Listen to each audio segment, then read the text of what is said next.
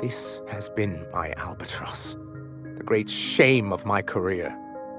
I give MSI everything. My work, my youth, my left kidney, and for years, I was a joke to them.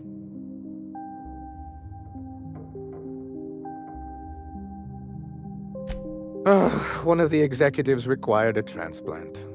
He's lucky they didn't want a liver or a heart. I thought volunteering to donate might improve my prospects. Apparently not.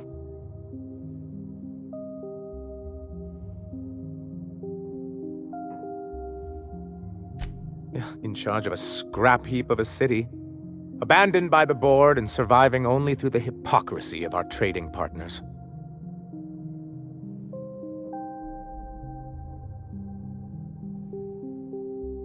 I hadn't thought of it that way. But perhaps there's something to that. Thank you for that. Was there something else?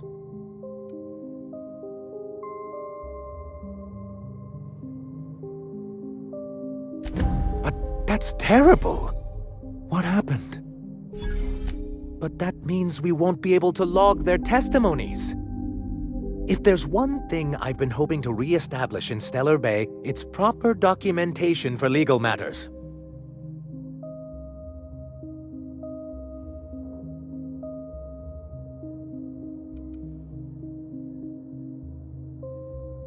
Always a shame when tempers get the better of good sense. Still, your intervention in the matter is much appreciated. Please consider this payment for your services. Hiram? Why, he's probably still out at Devil's Peak. Not that he's had the courtesy to notify me, at any rate. You'd head south along the road and look for a mountain to the west. Not that I'd advise it. It's a terribly dangerous trek. But if you insist on going, I'd recommend taking a local guide. Nyoka would be a prime candidate. If you can keep her sober. Then it's good that I keep such meticulous notes.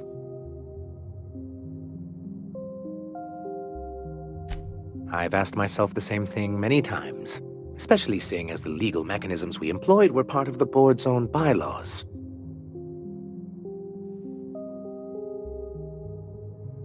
Not intentionally, though that's technically true. For many years, this planet was home to as many corporations as Terra 2, but back then it was known as Terra 1.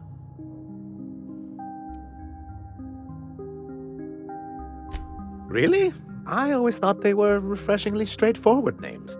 After all, the whole point of terraforming was to make them Earth-like. Here, though, the results were mixed. And as the other corporations began to tally their losses, they decided to pull out. That's also what I thought. Oh, we were young and bold then. Not unlike yourself. And how did that work out? That's yet to be determined. We saw the chance to improve working hours and conditions, to reform MSI from the ground up. It's humane, but it's also good business sense. Exhausted, sick, and malnourished workers are not productive workers. Even a cursory review of the data bears that out. Anyway, we learned of a loophole in the corporate bylaws that would allow MSI to claim ownership of the entire planet once the other corporations pulled out, creating the perfect environment for us to enact these new reforms.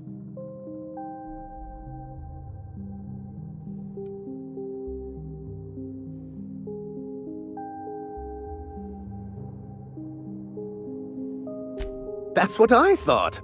But the senior executives laughed in our faces and insisted we'd be relocating to Terra 2 along with everyone else.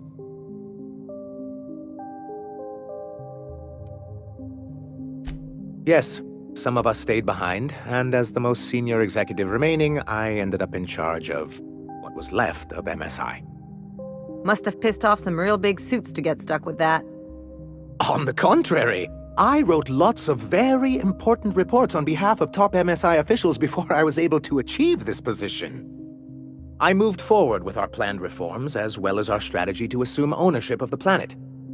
Yet not long after I renamed it Monarch, the other corporations dislodged us from the board and began an official campaign to paint us as lawless savages.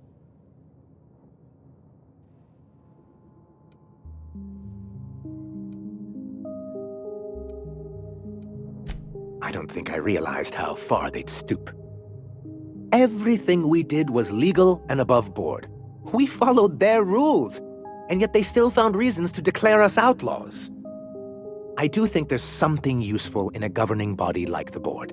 Something that keeps us from anarchy, but I dearly wish it functioned differently.